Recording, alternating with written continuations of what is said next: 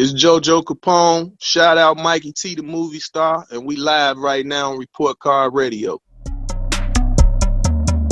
Dope to have you on the channel. I'm going to call this the Global Gangster Edition. So can you explain this phrase to me? I'm your big homie's big homie. Meaning, in our generation, I mean, you know, in our culture, it might be like, okay, say this. So I'm going to give you a prime example. Papoose and Saigon. And you can flip it on either side. If Saigon, my younger brother, you see what I'm saying? And Papoose is saying Saigon is his big homie. You get where I'm coming from? I'm following you. So it's like Saigon, my little brother. So I'm your big homie's big homie. You see what I'm saying? So it's like a ranks thing, like, like that. So that's what is considered, you know what I'm saying? Because it's like, it ain't no belittling nobody or acting like this person ain't that or that, but that's basically the term of that. And global gangsters, of course, is a mind frame. You know, suckers do what they can, gangsters do what they want, you know, and not even so much of that. It's just that, you know, me, myself, considerably, you know, being known as a gangster and traveling the world. You know what I'm saying? Out of 6 continents, I'm covering, out of 7 continents, I'm covering 6. And out of 196 countries, I'm covering over 147. So I'm undisputedly a global gangster. You know what I'm saying? Because I've physically been around the world, you know. So once again, that's why I say I always make the good out of something. You know what I'm saying? I make the good out of something. I don't utilize it as just because it's the word gangster that it got to be derogatory or negative. You know what I'm saying? No, it's just a mind frame. It's just a thought process. When you knew of gangsters, you knew gangsters putting in the work of enforcing something, you know, and doing something like that. So that's all. I didn't care the need to change the spelling and all that. So that's why I always told people it's the correct spelling. It's not GSTA. That's the studio gangster. Man, global gangsters, the correct spelling, you know. So can you tell me about being born in Chicago? What was it like your early years there? Were you respected because of your family's history? I don't really never bank on my family history as far as me is concerned, because I was always out in the street alone with myself and my crew and whoever I ran with like that. You know what I'm saying? So it wasn't like, oh, he's from the Jackson family, so you bet not mess with. No, I didn't come up like that.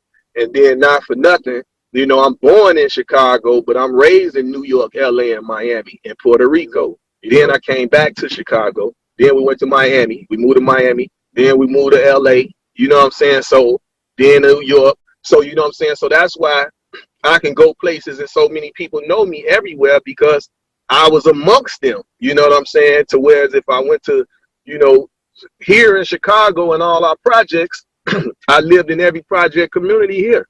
So, and I was always somebody, whether I was never the class clown, but the fighter or the popular kid in school. So, you know, that's just how I was. I always had that it factor, as they would say. So when did you first get a chance to see that you could actually get involved in the music industry? I mean, first get involved, I knew that all you needed was your own bankroll, you know, so I always had my own bankroll. So my little cousin, rest in peace, Cold Black, he from my neighborhood, Sircon City, and he was like, you know, doing talent shows and everything. So he was already in the game heavy. So he was telling me, like, you know, cuz, you know, invest in me, you know. So I didn't really know what he meant when he was saying invest in him or whatever, but he knew that I used to go to the Freaknik and Jack the Rapper, and he knew that I knew, you know, Puff and Nas and all these people. Like, he knew that I knew them already, you know what I'm saying? So that's how I be having to realize right now today that I'm like, damn, do people really with me for me, or is they only with me because of my plugs and connections? You see what I'm saying? Because I never thought about it like that. Like, damn, you know, you would think people reaching out to you, you know, just hey Jojo, what's up, buddy, or whatever. And in reality, they don't with you for real. You know what I'm saying? They just with you because they're a rapper and they trying to get put on in the game. And they know that, oh, Birdman and Slim is his family, so he can sign us. You see what I'm saying? So it's like, that's why I say it's business. It ain't personal. You know what I'm saying? So you got to realize that, like, these people don't really know you or like you like that. That's why I started a consulting company. You know what I'm saying? So that's why I don't feel no type of way. You're going to pay me to speak or talk or do any meetings or anything. So obviously, at the beginning of the interview, you had mentioned you had started doing shows. You were actually doing shows with some high caliber artists. How did you Mm-hmm. turn that into an association and get in the attention of Diddy, who told you to start a record label? Well, basically, my Aunt Minnie, rest in peace, Aunt Minnie and Janice, which is Puff mother, they come up together and his father. So she's really like Puff and May's godmother. You know what I'm saying? So like I say, since a child, I always knew a Diddy. You know what I'm saying? And so when my little cousin did say invest in him, I took the initiative to educate myself on what he meant and what he wanted me to do. So therefore, I knew that I had to start a label, which Diddy was like, start the label. So I had to figure out a name that I wanted to come up with for the label, which was Act Like an Entertainment. You know what I'm saying? And then my movement is Global Gangsters. And then I put a group to be the spokesperson for my movement, Global Gangsters, which is where you came from all the artists that was signed from Jeezy, Ross, Mano, Saigon, True Life, like the umbrella was huge, you know what I'm saying? And then you got Pistol Pete, Black Rose, Chachi, Big Blast, you know what I'm saying? And those was the face of Global Gangsters, the movement, you know what I'm saying? So from that point, because my first group was Mind, Body, and Soul, which was Cold Black, C-Note, and Rello. And then I lost Rello to gun violence. Cold Black, which is my little cousin that got me to do this everything, he passed away from an asthma attack. So that left C-Note by himself. So what I did was took C-Note from my projects, which is the Ida B. Wells. C-Note and Rello was from my projects, Ida B. Wells. And I took C-Note and put him with Sir Khan City, with the people from my neighborhood, which was Pistol Pete, Blast, Chachi, Black Rose, and I just made him the honorary member of Global Gangsters with them. So that's how that went. And they gave him a warm embrace. They embraced him because actually Big Blast and Pistol from the Ida B. Wells too. They was born in the Ida B. Wells. So it's just, it's actually funny that they actually was born in the Ida B. Wells, but then when they moved out of the Ida B. Wells and moved to Sircon City, so in their heart and their mind, they'll let you know, like, man, we from Sircon City, but in reality, they was born in the Ida B. Wells as well. So we had a very similar, ironic, that's just how it wound up being, So from that point, I came back to Chicago because we did 2 shows in Philly and Baltimore. I had Lil Kim, Nelly, Mobb Deep, Beanie Siegel, Eve, and I know it's probably somebody else, Gilly the Kid in them group. And we did Philly and Baltimore. And me and my business partner, because like he was promoting 3 years before me. So he was like, bro, I'm telling you, let's do Philly and Baltimore. So I was saying, me being in the Midwest and him from being from Brooklyn, I'm like, well, let's do a show in Baltimore since that was one of our cities. And I said, and let's do Milwaukee or Minnesota, or St. Louis. Just trying to, what I'm saying, do. So I was like, forget it. He's like, man, bro, I'm telling you, man, I've been doing this before you let me. So we wound up doing the shows and everything. And we basically was just utilizing our relationship. Oh, and Lil Kim. And Lil Kim was on the show too. So we was just utilizing our relationships with who we knew already and who knew us. So it wasn't hard for us to do. You know what I'm saying? Could you tell me how you linked up with Juvenile, Wacko, and Skip? You said it involved distribution. So was it the next step for your label? Yeah, that was the next step for my label, the distribution deal. Actually, me and Juvenile had did a distribution deal with this company. And there was some brothers that had their own distribution company. I don't know if their last name was Johnson something like that. But they had a distribution company. Damn, I would have had to see. You caught me off guard with the interview. I could have had that CD. I could have found my old CD and knew exactly what was the name of the company. But they were some brothers from New York though, and they had their own distribution company. They had people like Jeffrey Osborne and stuff like that. They was distributing for people like that.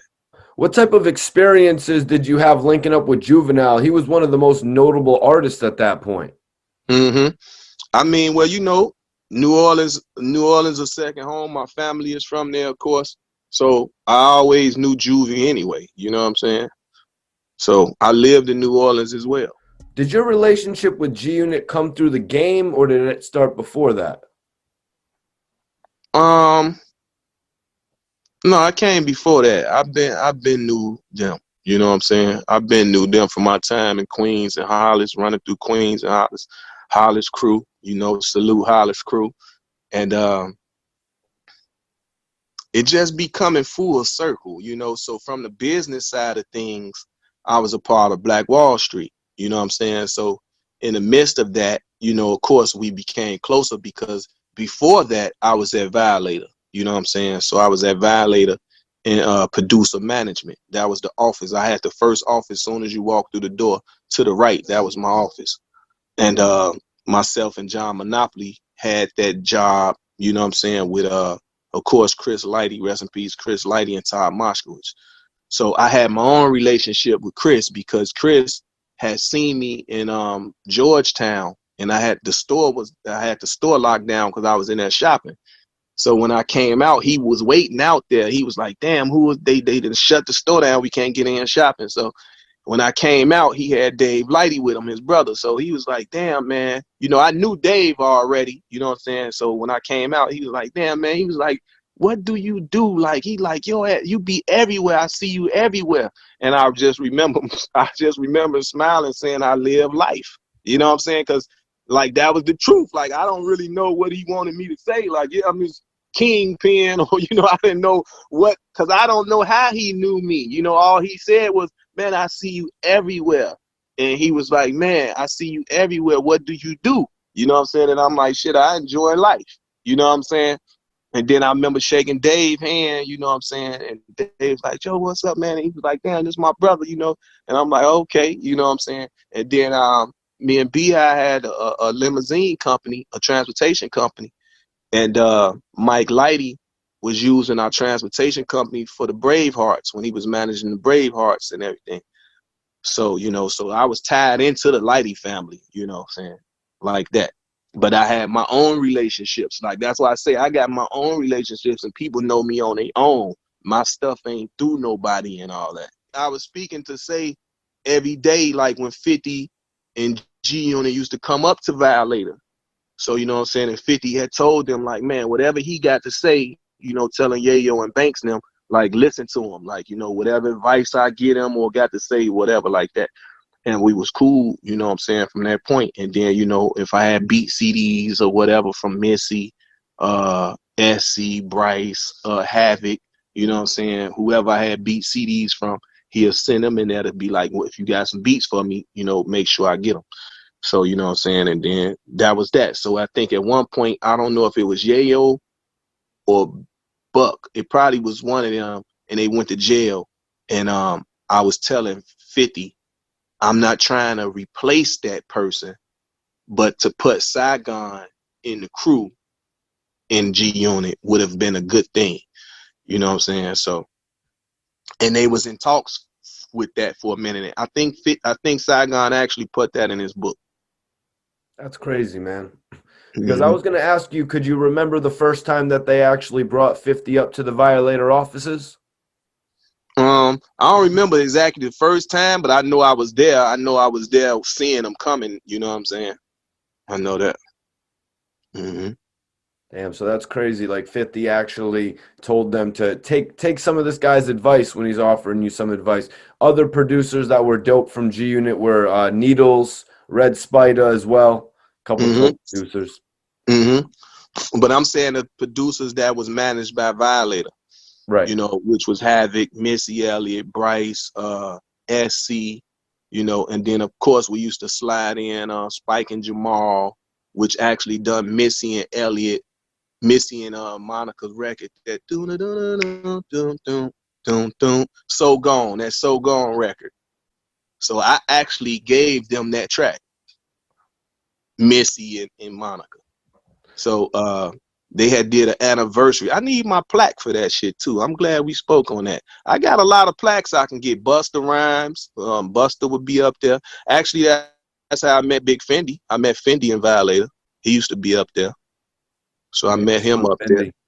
Yeah, that's where I first met him at. And what was the other guy name up there?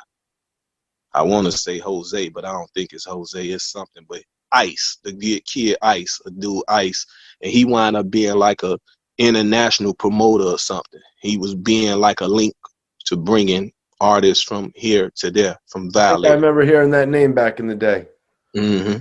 So, Jojo, were you around? How did you become affiliated with Black Wall Street? Were you around when Game and 50 actually came together? Yeah, this was before that. You know what I'm saying? Actually, my cousin D-Mac is the one that signed Game. You know what I'm saying? So once again, I'm already affiliated with the whole situation, you know, from the beginning.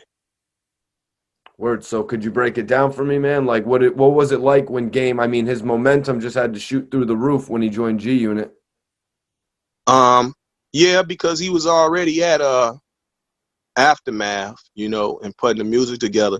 So that was something that Jimmy Iovine and 50 spoke on, you know, to say, hey, he'd be a good fit over there, because they basically didn't have nothing, you know, like a young, fresh talent at Interscope over there. You know what I'm saying? So it was like a good idea. Like I was trying to do with Saigon and put him in GUnit. Right. So it ended like a good fix. Saigon was heating up in the street. You know, GUnit was already popping, and he would have been a good fit. He didn't sound like none of them. Because I remember them at Violator didn't want to sign Banks, because they were saying Banks and 50 sound alike. And I'm like, y'all crazy. Banks was on fire. You know what I'm saying?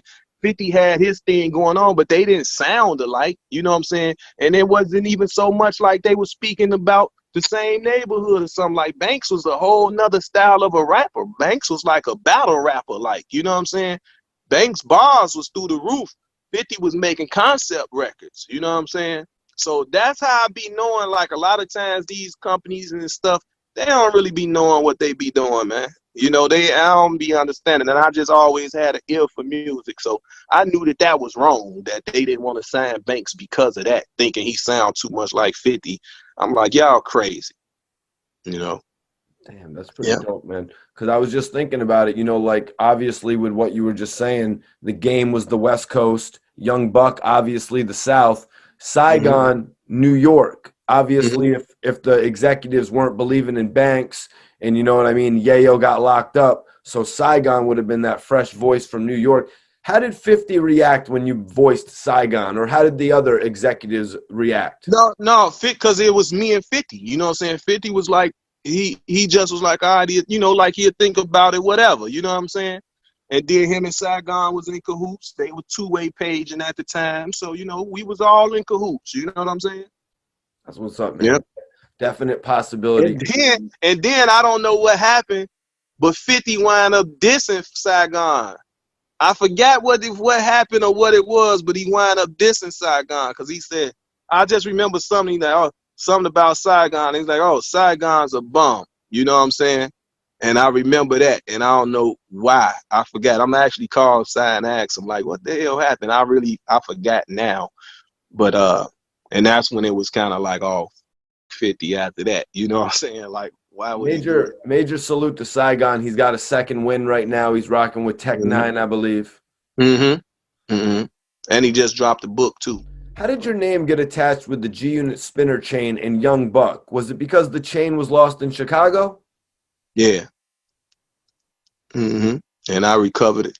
So the first battle rap record, which was not the first battle rap record, but the biggest battle rap record at that time, which was 300 bars. And you know what I'm saying, of course, Game had my name in it.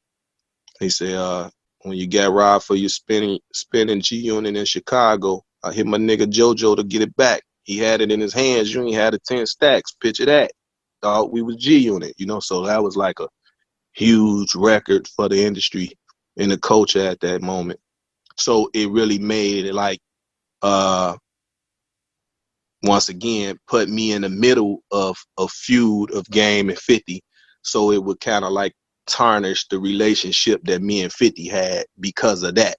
But I was just doing a good deed. So you see how you can do a good deed and it can backfire on you. You see what I'm saying? So it actually, to be honest, from that point, I was like, I don't care what happened to nobody no more. You know, I don't want to be involved. Don't call me about it or this and that. And of course, I shouldn't have never said that because it seemed like I got called for everything out of that. It's like soon as I said I don't want to be a part of nothing, don't call me for nothing. Man, I turned it to, I think they called me the hip hop mediator. TMZ coined me that. You know what I'm saying? So I was just like, wow, you know, but whatever. If I can help somebody, like I said, man, I always usually try to do it, you know. So let me ask you, did Chicago make a point to like disrespect GUnit by doing this? Because, you know, this is the hard group from New York. No, it ain't a point of disrespecting. It was just a robbery. It was just a straight up robbery. I see this chain, it's diamonds or whatever, and I want it. You know what I'm saying? So a robber took it. You see what I'm saying? And like that's that. It wasn't it wasn't nothing like that. You know what I'm saying? Like, and then people start saying, "Oh, JoJo took it so he can get a feature from y'all," because that was the climate. That's what was going on in LA and basically probably Chicago too, that if somebody has some leverage, you see what I'm saying? It's like, oh, we'll do this song with my artist or something, and then I'll give you your shit back or whatever. But that never was my case. I never asked them for no features or nothing like that. You know what I'm saying? I just got the chain back for them and let, you know, gave the shit back, you know? How hard was it to actually get the chain back? It wasn't hard at all. You know, not for me. I'm in the street. You know what I'm saying? So anything that goes on, was going on in the street, I had full access to know what was going on. So like a lot of times a person would done something and be like, oh, I didn't know that this was that or whatever. So here go it back and whatever, you know what I'm saying? Or I might say, well, this how this can be handled. Or, you know, hey, they took it, you know, they don't care to keep it. You can pay this fee and get it back or whatever. You know what I'm saying? So that's how it usually go. It's like a finder's fee in a way. You know, you can't tell a robber not to rob. That's what he do. Looking back at it now to see Young Buck and 50 like publicly going at it, what's your take on all the static, you know, after all the years in the game together? I mean, it happens, man. As you can see with them, that's a prime example that it happens. They can be like brothers, and then they fall out and it get ugly. You know, they tried to rekindle, fell out again, fell out again, fell out. You know, so some stuff it's over with. You know, like wash your hands from it. You know, and Buck can feel some kind of way, like he jumped out there for Dr. Dre and, you know, just trying to show his loyalty and everything, you know what I'm saying? So he been trying to jump out on the front line, you know, and show his loyalty, and it's like it's only to get like smacked back in his face or something. So he feel the way he felt, and he lash out the way he lash out. So, you know. You know, I was gonna ask you earlier with the Gucci and the Jeezy battle, like, did Gucci take it too far? Did 50 take it too far by releasing personal conversations and for poking fun at his sexuality on Instagram? Well, you know, like I say, once you fall out, it's like the gloves come off. So once we feuding with each other, the gloves come off. You start exposing stuff and things that you wouldn't have if y'all was still cool. You see what I'm saying? Some people would say that's wrong. You take certain stuff to the grave with you, but then some people say that's the art of war. You know, I'm gonna embarrass you. You know, like I say, him and 50 got into it. 50, they said, okay, you dealing with trannies or whatever. 50 gonna use that to his advantage. You know what I'm saying? Okay, they said Jeezy put a hit on Gucci, sent that boy over there to try to rob him, and it backfired. Gucci ain't never gotta forget about that. You see what I'm saying? So they say you can forgive but never forget, or you can forgive and forget, or just be like, no, it's on at all times. Like, how do you really tell a person that had a hit on him, you know what I'm saying, or whatever, and he became the victor in the situation, how do you tell him to not feel that no type of way? Like, it's like that it don't make sense. Like, I don't know, it's different strokes for different folks, you know, but it showed that they put it all to the side to do what they done. So you gotta salute them and commend them for that, you know. But I guess that was Gucci expressing himself, that like, I would never forget what happened. You know what I'm saying? Like, I could have lost my life that night. You know, what if I didn't have the tool? What if I couldn't defend myself? You see what I'm saying? So people got to keep that in mind. That's a trigger for a person. You know, it's a trigger for a person. So, but they was able to show the culture that they was able to get over their differences for the most part, that they can be in the same room with each other, you know, after this time, and it wasn't no chairs flying, or he didn't try to jump over there and fight him or whatever. They stuck to the you know, solid foundation of that, and then they went and partied after the fact. So you got to commend them for that. I think we've got to talk about Young Jeezy and Gucci Man, the Verzuz battle last night. Yeah, I watched it. I watched the whole thing. That's my era of, you know, running around with them guys and knowing them guys personally. You know, my introduction, of course, to Gucci. You know, we was promoting shows. You know, these are my promoter days and promoting shows, and we had booked them for a show in Minnesota.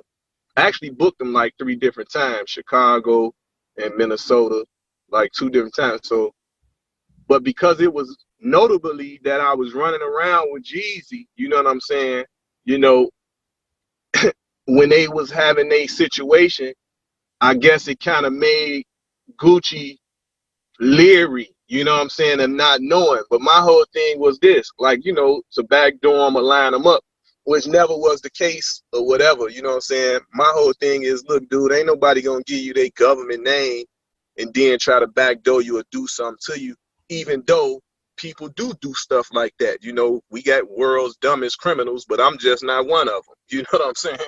So, you know, and Waka, of course, the security, and Deb, you know what I'm saying, can contest to this. You know what I'm saying, what I'm speaking on, because it was like, you know, the money was paid, the hotels was paid, extra security was paid, you know, and there was some things done off record to help him ensure that he would be good. You know what I'm saying? So he was supposed to go do sound check, and he didn't do sound check. So the orders was to put, you know, the food in his room. You know what I'm saying? So of course we go to security, you know, we go cater the food to put the food in his room. All the time he never had went to sound check. He was still in the room. So he looked through the peephole and he thinking we coming in there to jack him. You know what I'm saying? And he called Deb, come get me. They trying to kidnap me. They trying to jack me. But that wasn't the case, you know. And like I told him, I'm like, kind of jack him. We not gonna give you extra protection and to try to do something to you. It didn't make sense. So I think overall it was him not knowing that I was behind, you know what I'm saying, or affiliated with the bookings. You know, when he seen that I was involved with it, he just knew that he seen and known that I was running around with Jeezy heavy. So, but like I said, I've never been a backdoor type of person, you know what I'm saying, and I always stayed mutual in any situation. And if I can help, you know, put the fire out on a situation, then I was always willing to do that. You know, so he didn't feel comfortable. He left, you know, didn't do the show. They sent the money back, and we had to do the DVD. You know, this is the DVD series, so I had put out Chicago version DVD, and you know, and it was to the point where I was upset about what happened. So I started calling him Coochie Mane. You know what I'm saying? And it was all on World Star and all that. And like I say, rest in peace to Q. Like I told people, like, I'm one of the prime people that helped Q start World Star, because he would take my DVDs and rip them, you know what I'm saying, and have the exclusive footage. Then once he passed away, the people that he left in charge, I don't really know how they rocking it, but I never had no use for them no more after that anyway. But and then as far as Jeezy is concerned, we was gonna do, you know, like I say, Global Gangsters was the umbrella.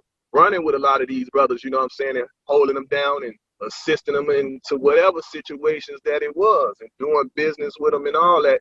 So it was more so like we was gonna do, you know, Global Gangsters, you know, songs with Jeezy and Slick Puller, which we wind up doing, you know, just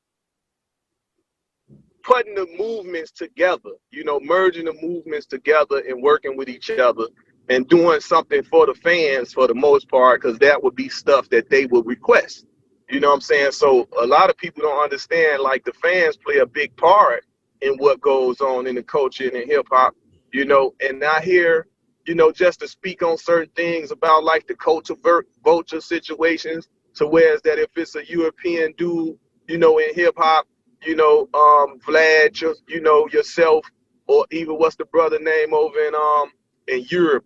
Well, I think he in Europe, you know, the guy over there. You know, when y'all Tim Westwood.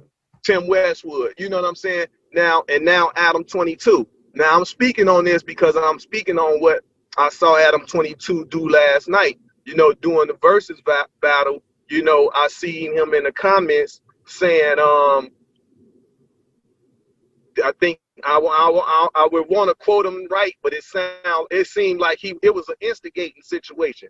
So when people get upset at guys that they considering guests in hip hop, is because we be looking like you know, we already dealing with our own ills amongst each other. Let us fix our situations. Don't use your platform to help you know, incite the riot more, you know, or instigate the situation, which is why, you know, I have my distaste and dislike for academics. You know what I'm saying? Like, he built his whole career off the backs of the hardship of Chicago, you know, and the young brothers and sisters that we lost, you know, and calling them savages and all that. Like, people know how to evoke emotions, you know what I'm saying? So you got a lot of these guys that went to college, they psychiatrists, so they know the things that they do and say that they can trigger a person. You know, I done seen it and watched it. You know, you know, I'm an avid, you know, I'm an avid person to look at what's going on in the culture so I can see how people playing it. You know what I'm saying? Like, do they really care about us, or is it all about clickbait? You know what I'm saying? And views. And for the most part, I see it's all about clickbait and views, you know, and getting traffic to their site and trying to sell their Patreons and all this and that. And it's like, it's crazy. That's why I was saying, like, bro, I really don't even care to do interviews. You know what I'm saying? Because I know that my interview gonna drive traffic. That ain't nothing new. I know that. I know my interview can drive traffic, but I just don't want a person to use no faulty clickbait titles and all that. Like, that's fake to me.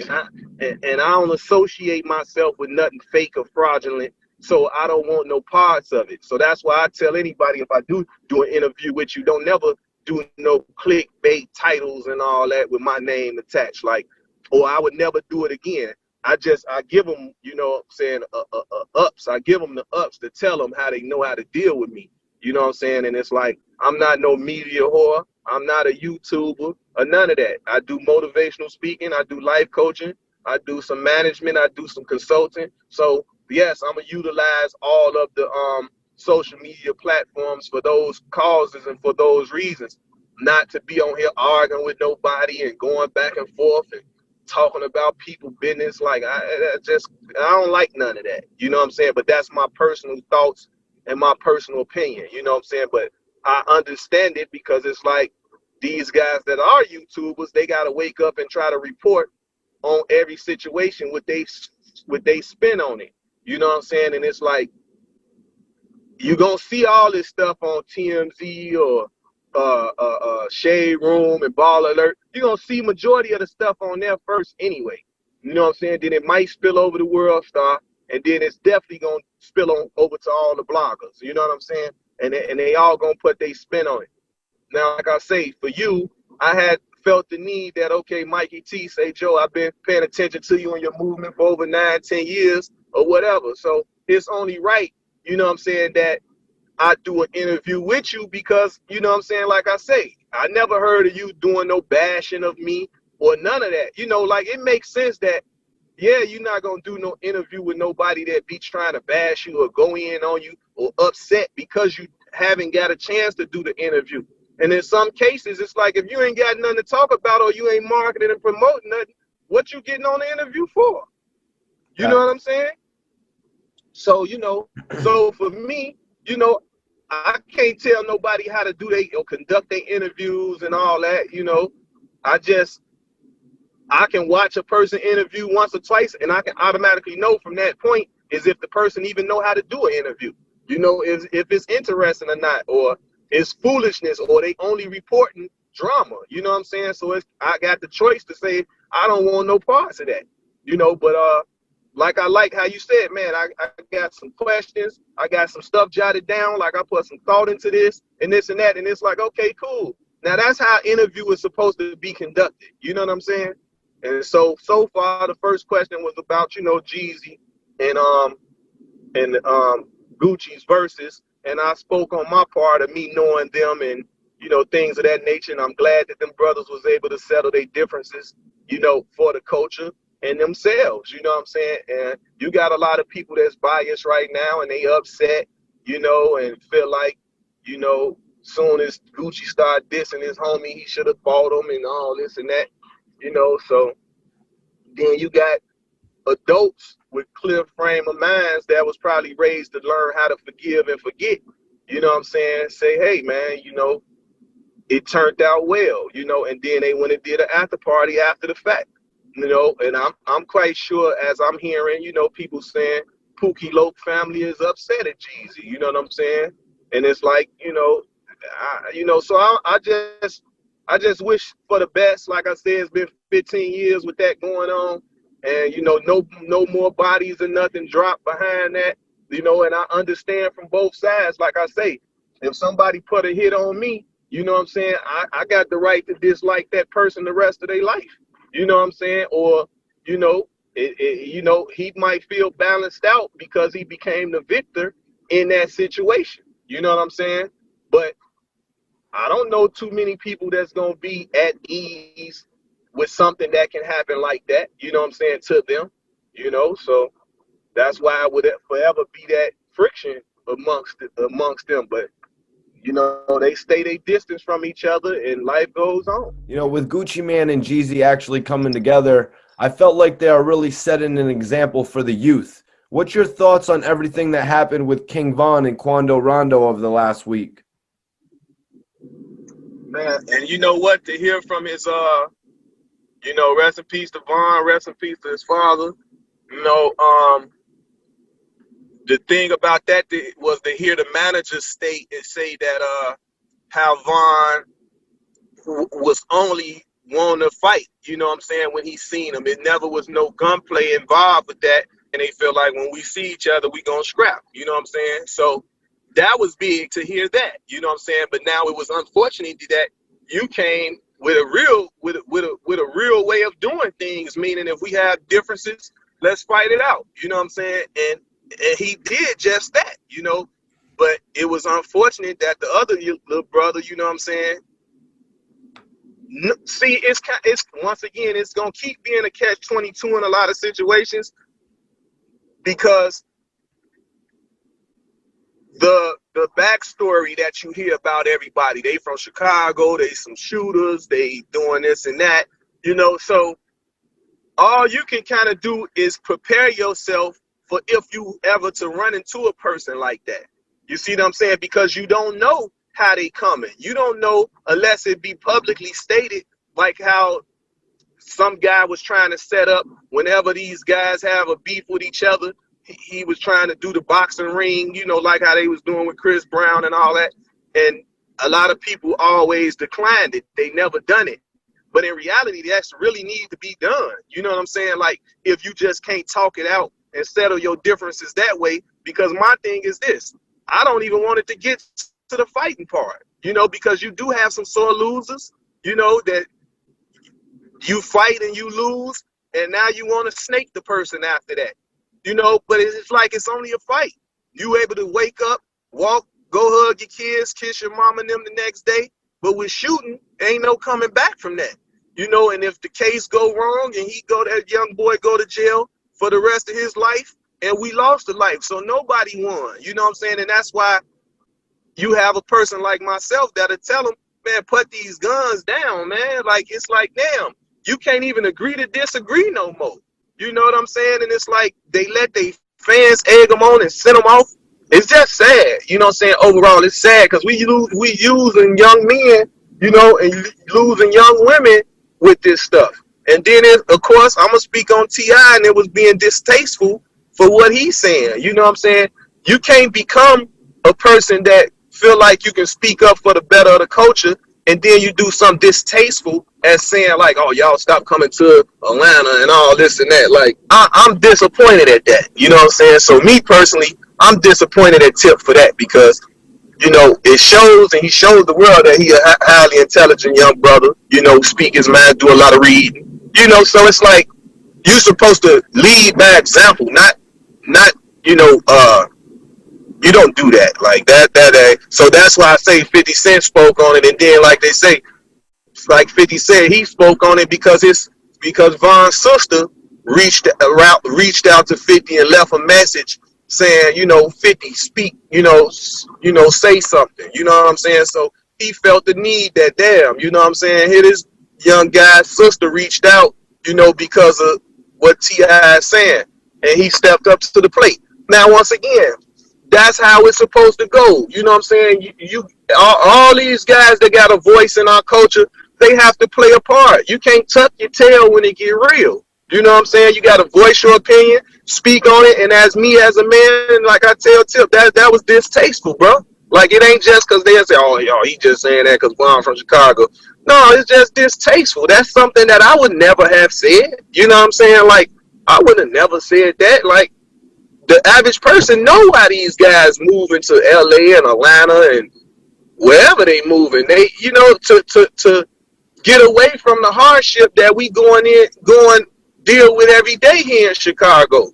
You know what I'm saying? It's like right now it's Christmas time coming up. So of course it'll be a lot of robberies, it's gonna be a lot of killings and jackings. And it's sad. You can be trying to carjack somebody and you don't know that this person got a gun on his lap. So as soon as you come to reach for his door, they blow your brains out. You know what I'm saying? As soon as you're trying to break in somebody's house, they sitting right there, blow your brains out. You know, so it's like, it's not that serious, man. You can go get a job, you can save your money, manage your money properly, and you can have whatever it is you think you want in life.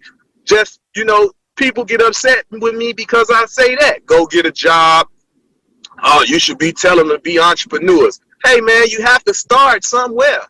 How you going to be an entrepreneur with no money? So you got to get a stepping stone. You have to get money from somewhere.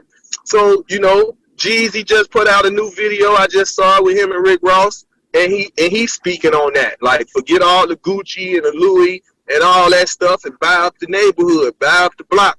You know, like he's speaking on that. Like, stop buying Gucci and Louis. These people that put out messages that they don't even like. They don't even like us. You know what I'm saying? They don't like melanated people, or they don't like our culture or whatever. So it's like, so why would we continue to spend our money with them? And I'm with that. Like I told people before, NBA YoungBoy put out a clothing line. I supported his clothing. You know what I'm saying? I could have got it for free, but I bought it. You know what I'm saying? I could have easily hit them and say, man, send me some of that stuff. I didn't do that. I bought it. I supported it.